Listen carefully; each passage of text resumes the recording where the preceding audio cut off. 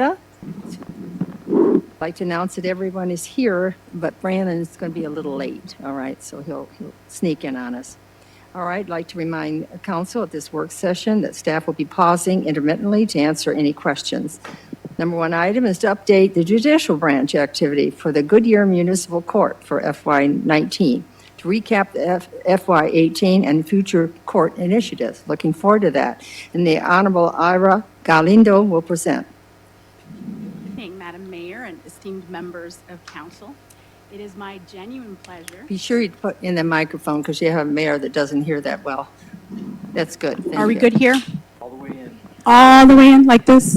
So I guess they aren't hearing very well either, so. Okay. I promise this will not be political, but it will last more than 45 seconds. So it is my sincere pleasure to be here before you today to present. And can you hear me okay? Mm-hmm. Are we good? Okay. To present the Goodyear Municipal Court State of the Court Address.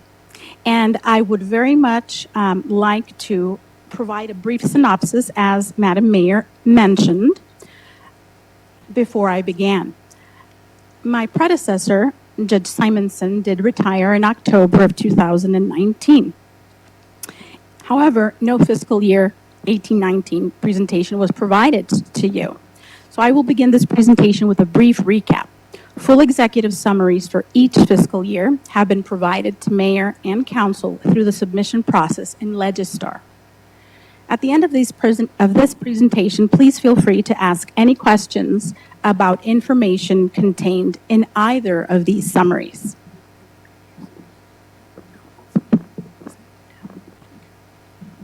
Okay. Can you hear me?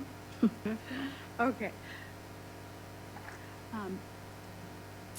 If we moving on to the next slide, you can see this shows charge filings per case type for fiscal year 18 and 19.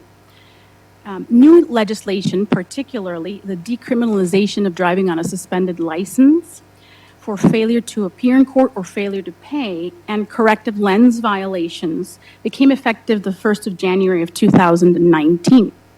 These changes have impacted the court's criminal traffic and civil traffic filings.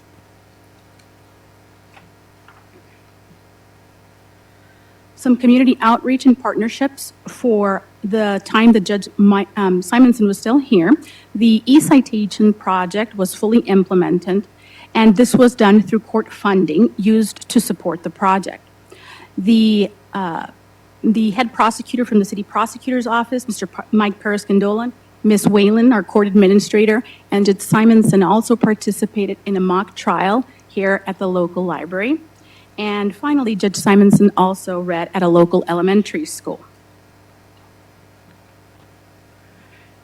Turning to compliance for that specific time frame, the minimum accounting standards, our triennial audit, which takes place every 3 years, was completed from August 2nd to the 3rd of 2018, and the audit was reported to the Arizona Supreme Court.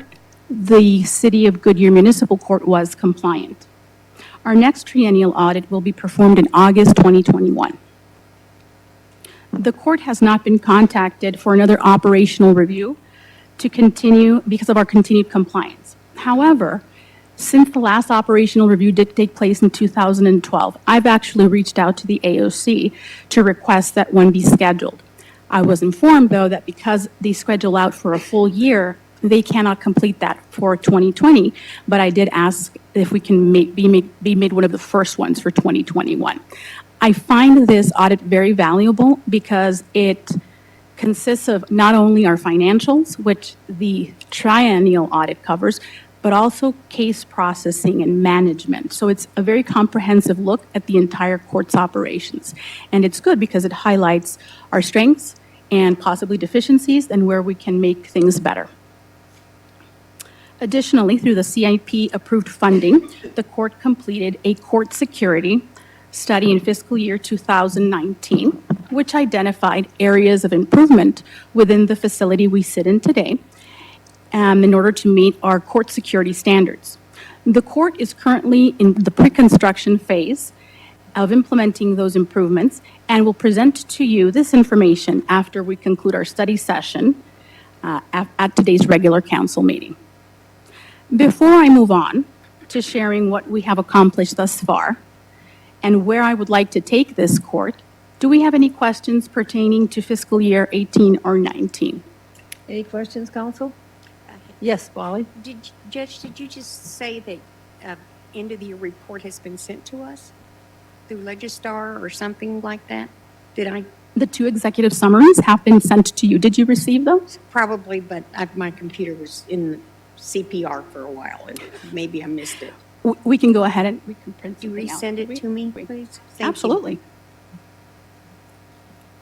Any other questions? Nope. Okay, moving forward, our winds of change. I began my appointment and commenced heading the court on the 21st of January of 2019. And when I began, I did a lot of observation, and I thought through processes and evaluated what existed and was in place. And we recognized opportunities to assess current practices, procedures, deficiencies, strengths, and of course, prospects for growth. There's a new focus now to the Goodyear Municipal Court.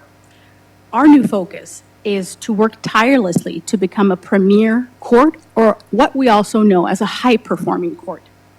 This I will explain in further detail following this segment of the presentation.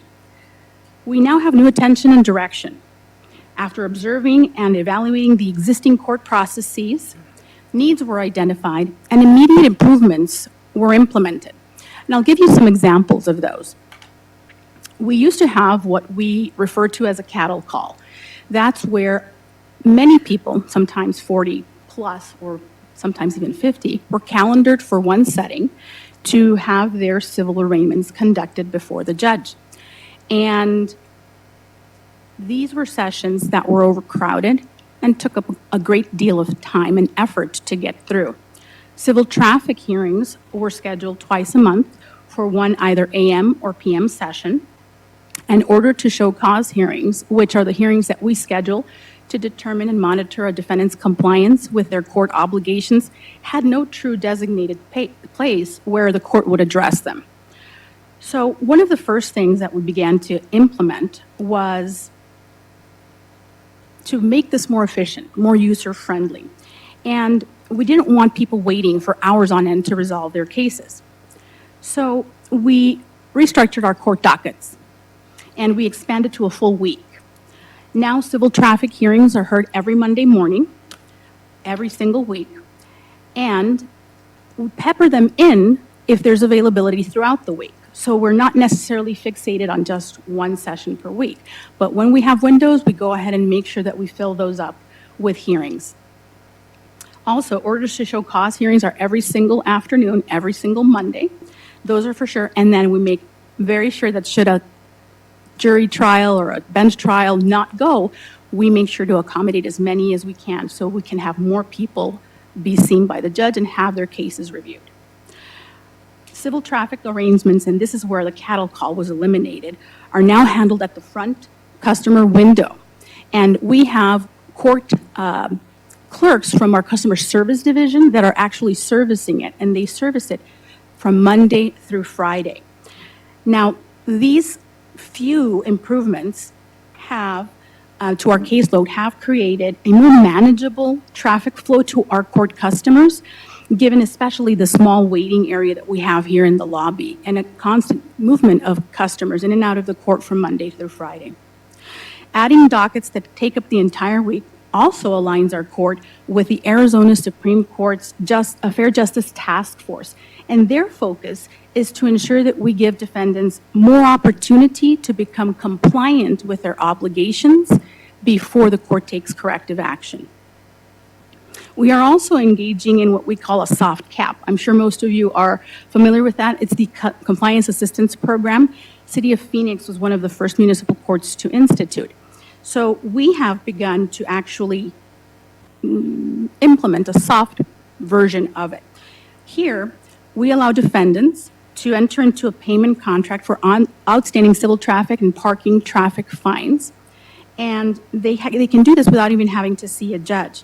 if the defendant makes the required down payment and makes affordable monthly payments, we electronically report to the Department of Motor Vehicles and advise them that they are current with their debt with the court.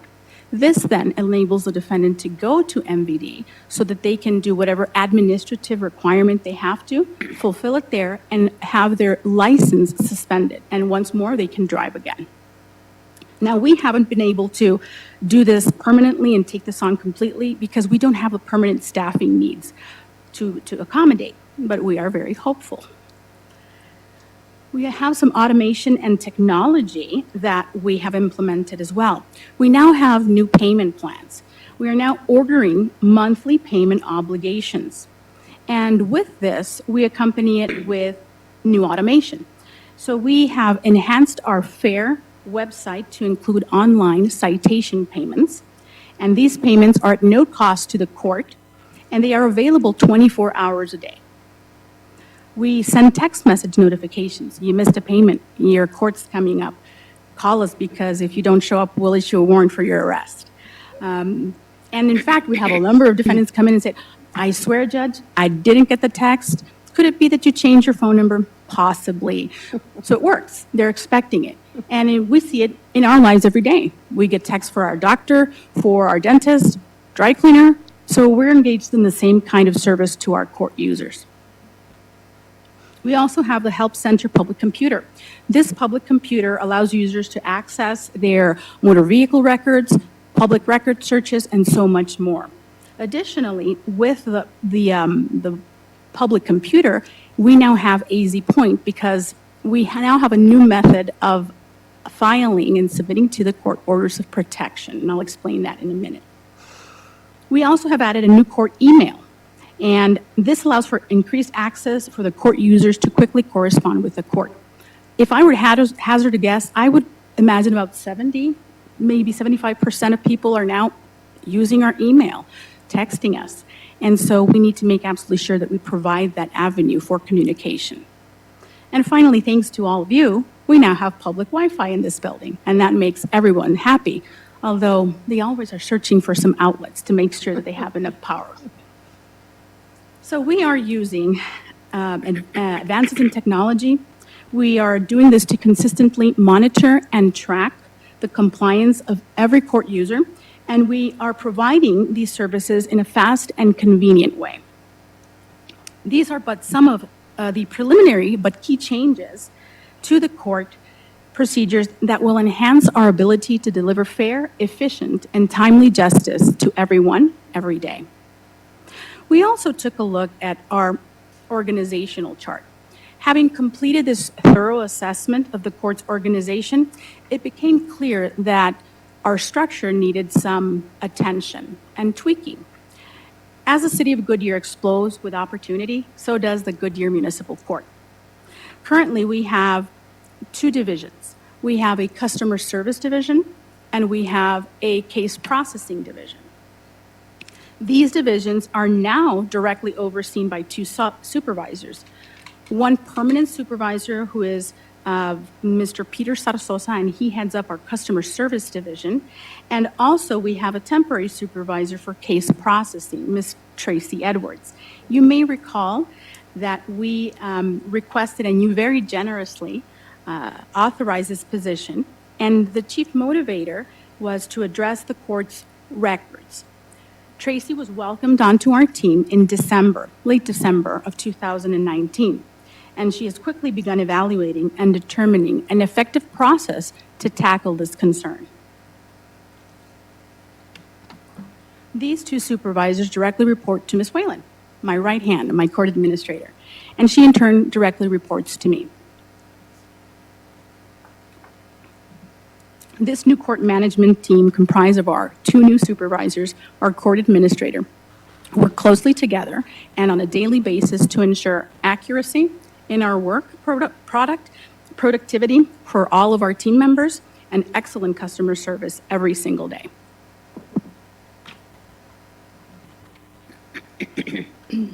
Engaging with our community, and you can see a little photograph there. We hosted our first ever Law Day May 1st. And of course, the title of it was Coffee, Courts, and the Constitution. And we thank so much for Mayor Lord and Councilwoman Kano, who actually came to visit. Thank you so much. We are planning something very special for this year as well. We do this to commemorate the importance of what we do every day and how the Constitution comes alive every day in these walls. Additionally, Ms. Whalen, our justice partner, Mr. Paris Condola from the prosecutor's office, and I all participated in the LEAD program.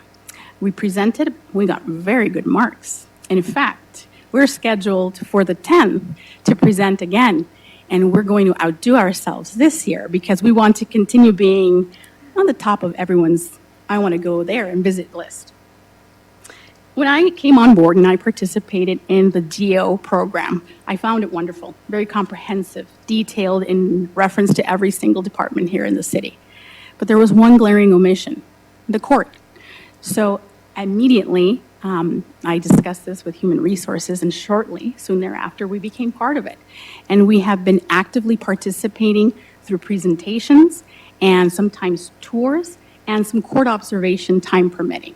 And we found that the response has been very good to that, and we appreciate being part of the city of Goodyear.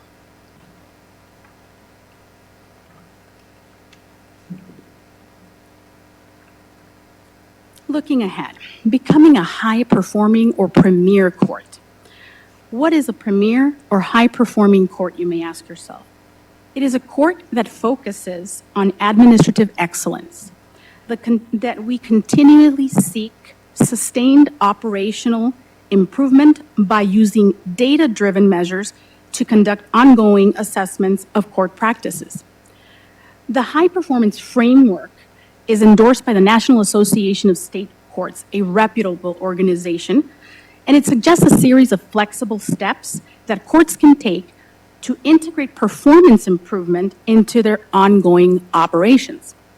Some of the steps include focusing on key administrative principles that clarify what high performance is, understanding how a court's managerial culture can promote common goals and collegial cooperation, developing the capacity to measure our performance, and learning to use the results to refine our procedures.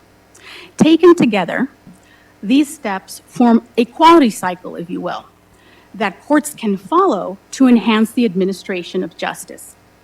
Today, we begin pouring a strong new foundation for the standards that this court will create for itself. We have identified, as you can see, 5 areas of focus: efficiency, innovation, culture of change, communication, and customer-oriented. For efficiency, we are looking to establish acceptable quality levels for time standards from initiation to termination of each case. We are establishing best practices for processing cases and assisting customers in a fair and efficient manner. Some current examples that we are involved in include me, some judicial involvement. I have, in essence, taken over the paperwork process in court. A lot of the times, most judges just stream through a number of constitutional rights, and do you understand this? An initial here, sign there, okay, go to my clerk. And then the clerk handles the rest. I don't think it's the clerk's job. I think it's my job. So for me, it is very important to have a frank exchange with each defendant so that they understand what is happening. Those who work in the judiciary, we're very used to what we do. We process, initiate, and close cases. We eat, sleep, repeat, the same thing over and over. However, for a defendant, it may be the very first time that they come to court, are exposed to court, and much less even see a judge. So it's an intimidating process. So we've made it a little more humane. I find it important to ensure that each defendant understands their case, understands their constitutional rights, understands the potential consequences associated with a decision or the outcome of a trial, understands their obligations going forward, and understands the court's expectations of them as well. We're walking a mile in our court users' shoes. When I first started, there was a general question, would you like to be on the receiving end of how the court conducts its business? When the answer was no, changes had to be made. So that is why we have expanded our court dockets. We've eliminated long wait times at by the windows with additional assistance. It has been quicker on the phones to respond and quicker times as well to be seen in court. We have remodeled our customer service area where the transaction windows are located and added an additional station to allow multiple clerks to work in that given space. This actually took place during New Year's Eve, and Ms. Whalen was at the helm assisting, and it was done very well, and it has given us that additional space that we so needed. Additionally, we're slated to add 2 new staff workstation barriers in the next 2 months, and this is to reduce noise. Our general work area is small, and we have a lot of activity every single day. We have phone calls, we have discussions between supervisors and staff. The judge goes in there and annoys them every once in a while. People are talking through the speak holes and the bulletproof glass. So we need to make sure that we enhance the productivity of our staff and create a bit of a sound barrier to allow them to perform their tasks more efficiently. Some innovation and use of technology that we have implemented is we're integrating technology into court procedures. We have some video remote and on-demand interpreting services. So when I first started, it was very important for me to see how much we used our court interpreter. I came from a jurisdiction where we needed a court interpreter 95% of the time. And so having evaluated the caseload, and when I came here taking the full caseload on to see what the magnitude of it was and what the uses of our interpreter were in the courtroom, we decided to repurpose the position because the need for a full-time interpreter was not really there. So we repurposed it, and in order to better use and incorporate technology into our daily operations, at the same time we created a budget savings. And we provide that convenience to court users. So should we have a Spanish defendant walk in, we don't have an interpreter, we now have a contract with Language Line. Dial their number, enter our code, we obtain an interpreter, we begin. Conclude our session, it's done. And it's a lot cheaper too. Convenience, we've expanded use of websites for filling out protective orders, which I mentioned that we use with our public computer there. New easy portals for public orders became effective, the 1st of January of this year. No longer can a defendant come in and say, can I fill out an order? We actually kindly accompany them to the public computer, and they must fill out the forms that are now available online. Once those are completed, they are electronically submitted into our case management system, and then the printed document is generated and provided to me in court. We go through the hearing, and then should any additions be warranted, we go back with them. Our staff assists them because it's a challenging process. It's not very user-friendly, and the font is very, very tiny. But we will persevere. And so we assist them, and I have a looking glass so that I can make sure that I can see everything I need to read, and it's going to prove to be a success. Our future goal is video remote appearances for in-custody defendants. The Maricopa County Sheriff's Office initiated a tablet rollout in December of 2019. This was a part of a new program designed to reduce repeat offenses. These devices are given to detainees, and they have access to limited contact, and they have the ability to be in contact with their family. So Maricopa County Sheriff's Office has expressed their willingness to provide courts access to these tablets to conduct hearings, should we have any, with their detainees, free of charge. Our court, of course, is very excited to take advantage of this unprecedented access, and we will definitely be contacting MCSO, and we'd like to start scheduling post-adjudicated cases. Those are the cases that have gone through either a trial or a plea agreement, and the sentence has already taken place, and we are now making or ensuring success beyond that. Those are the cases that are better suited for that, because I still do very much appreciate the personal touch, the one-on-one exchange with the defendant through the preliminary part of their case. Now, should this be successful, we would very much like to expand this to out-of-custody, post-adjudicated cases as well. So we are looking very, very forward to this. We will require additional network and we will require AOC approval, but we look forward to the challenge. A culture of change. Alignment of personal values with organizational values. As we know, we're looking at adaptability right now, and the rollout of our city's core values beautifully marries with our judicial canons. So we take advantage of making absolutely sure that we incorporate our core values and our judicial canons with our staff, management, myself, on a daily basis. It is very important for us to actually acknowledge and recognize our staff's job, recognize effort, being helpful to each other.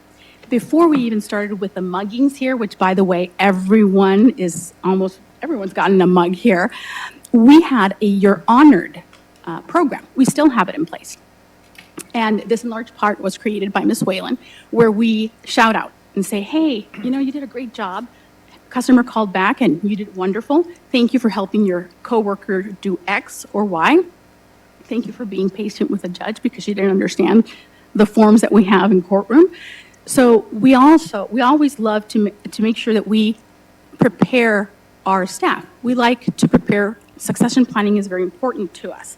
And this increases our ability to train in-house. Now, currently, we have managers that are able to give this one-on-one attention to our staff. The more managers we have, the more time we can actually spend with each person to be able to polish their skills or make sure that we correct deficiencies, should there be some. Why we do this is because we care about the success of the court. We achieve this by setting common goals and working together, and we celebrate our achievement as a team. Communication is number 4. Our future goal is to revamp the court website for updated and relevant information. You have seen, maybe, because this is a shared use facility, our vision statement. It's posted everywhere, even in the bathroom. And it's just a constant reminder of letting everybody know what we are here to do every day with every encounter we have with a court user. We also have active communication with stakeholders and other justice partners, and we do so to target the enhancement of our fair, efficient, and timely administration of justice. That is very important to us. Number 5, and our final one, is customer orientation. To satisfy customers, what business processes must we excel at? To me, it's a more personal approach. Sometimes courts feel very overwhelming and very cold. And throughout the court process, from arraignment to sentencing and beyond, it's important to get to know your user, to get to know what's going on in their life, to see what's impeding their success, and to work with them until they reach that success. By me being able to have a more rolling up my sleeves kind of interaction with defendants, I ensure that there is individualized justice and procedural due process for every single person. I make absolutely sure that there are candid exchanges, that every single person leaves understanding what's happening, as opposed to, I have no idea what happened, Judge. I honestly, that way I can remind them, no, we were here together on this date and we discussed all of this. I actually have some of them repeat what's going on when I see there's not much of a tension going on there, to ensure that they know what the next steps. We're even developing checklists. This is what you need to do next, next, next, next. If you have any questions, always contact the court. We are here to help you.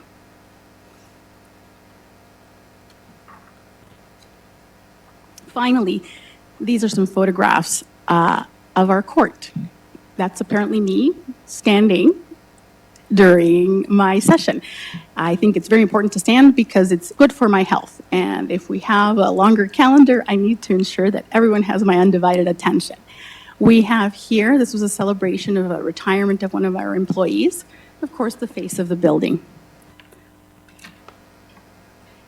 You'll ask yourselves who we are. And I sincerely believe that we stock our court shelves with the highest standards of integrity, honesty, and truthfulness. We inspire public trust and confidence in the courts. We are a team that strives for excellence in everything that we do. There are some more photographs, if you don't mind. The other photographs? Oh, yeah. Thank you, sorry. I am privileged. Oh, and here are the most important people in our team. Every single photograph depicts here someone that helps this court succeed. And I am privileged to be the captain at the helm of this ship, our court. And I am excited to command and navigate it through calm and rough waters. I embark upon this journey with an amazing crew. My extraordinary first mate, Ms. Crystal Whalen, my court administrator, two very skilled quartermasters, my customer service division supervisor, Pete Sarsosa, and Ms. Tracy Edwards for our case processing division, a very trusty gunner who you see here every time you come, Judicial Enforcement Officer Rob Igo, who always goes the extra mile, a very worthy rigger, our court security officer, Joel Knight, and 9 very talented, able-bodied sailors, our court specialists, Ms. Rosie Pulido, Priscila Piña, Maggie Martinez, Nelly Ramon, Manny Martinez, Jesse Alvarado, Fatima Arias, and 2 new recruits, which will be coming on board later this month. Together, we work tirelessly to provide fair, efficient, and timely justice to everyone, every day. And I want to thank you for your time and your attention. Do we have any questions that I may answer for you? Well, thank you for that presentation. It was certainly in detail, and I don't think I've ever had one like that, but I'm going to call on the councilperson, Laura Tano, because this is her business, and I'm sure she was an attentive observer. I am very proud of all the work you've done in just the year that we've had you. I can't believe how much, you've seen the changes that need to be made, and you just went in there and changed it. For me, as long as someone tries to make something better, if it doesn't work, and then just, oh, that didn't work, let's try something else, I think that is a goal of a great leader. When I first started in doing this out of law school, my first boss said misdemeanor courts are the courts of the average person. That's maybe the only contact they've ever had or may ever have with a criminal justice system. So it's important that you understand that. And I think you do that with the lower waits in line, not having people wait away from their jobs 4 and 5 hours, easier orders of protection, just everything you said there. And the suspended license program, I'm glad we're adopting that because, again, that's something that people would just dig themselves deeper holes and become ostriches and not know what to do. And they can reach out to your court and not feel like, I've really screwed up. I can't go back now. I've screwed it up so bad. And then they really get in trouble. So I want to thank you, your team, for all the hard work you've done. And I can't wait to see as you continue to make changes and we grow. Because if you look at all those houses coming, we're growing. So thank you, and tell your entire team that we're impressed by all their work. Thank you very much. I will do so. Any other comments? Yes, Laura? What a whirlwind year it's been. Congratulations on accomplishing so much.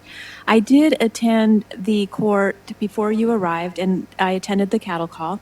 And so I was able to see that process firsthand. And then I also attended since you've been our judge and saw the difference. And it does definitely feels like a more professional court environment. I love the innovation, the technology, just modernizing the processes, but doing all that and maintaining the human connection. And that's a rare gift that you can balance all of that together. So very thrilled to see the progress you made and looking forward to your continued success. Thank you very much. Bill? I had the privilege of sitting down with the judge a week ago, I think, and just kind of talking about how we treat each other as human beings and bringing some humanity to the courts. And it was the first time I'd actually had the opportunity to sit down with anybody from the bench, from the judiciary, So it was a really good experience and a great opportunity to learn about that and to learn how we're taking, as Laura pointed out, or Sherry, sometimes someone's first and only time, making it personal and making it human. And the sense that I got before is we had not done that. It was really, this was a machine. Enter in here and you'll exit over here and you'll be touched by all these pieces and parts, but it was never a human that did it. So I think that's just another way of us taking our community and saying, hey, we are becoming a big city, but we are not going to forget where we came from, and we're not going to do it without heart. So that was very refreshing, and it was a great opportunity. The other side of this, which we didn't talk about that day, was all of the other changes and the staff and change is hard. Change is very hard. It's very hard to initiate. It's very hard to keep going. It's very hard on the staff. It's very hard on everybody else. But you can't give up. And you're seeing the progress. And I'm going to look more at Crystal and everybody else who from the court staff that may be hearing it. You can't stop. You can't quit on it. And it's needed. I think we had great success for the longest time under Judge Simonson. 20-some years he served here. And you leave a legacy behind, but sometimes that needs to change. There's things that need to change. So I think as our banner says, proud past, but we need to look at the vibrant future. And so I thank you for that. Just encourage you not to give up. It'll be discouraging at times. It'll be challenging, but I think when you look at it from it's what you have for the future, it'll be great. So keep up the good work. Thank you very much. Any other comments? Well, Council, those were very positive comments. I thank each and every one of you came at it with a little different angle, but I do think I like the more efficient. I like the lead program that you talked about, and I believe in the customer, whether the customer has committed a crime or not committed a crime. And I know that we had some complaints throughout the years. I'm looking at Molly. Don't She give me- brought them that's in. why I didn't Yes. speak. Yes. That's why And I they didn't felt say a they word. weren't being treated fairly. And so, I mean, that's an opinion, but still, if we're doing everything we can, then we probably won't have many of those complaints. So I really appreciate you took detail and time to present this. Crystal, thank you. So we look forward to, whomever hasn't gone in the court, you should go in and sit. All right. Please do. All right. You're all welcome all the time. All right. Thank you very much. Thank you very much yourselves. All right. So we're going to have to start at 6 o'clock on the regular meeting. And so we're going to review any informational ideas during that. You're looking at me like I'm forgetting something? Okay, you have that look like, Mary, you missed something. Well, thank you. Appreciate that. Okay, we'll have a regular meeting at 6 o'clock. No further business. This meeting is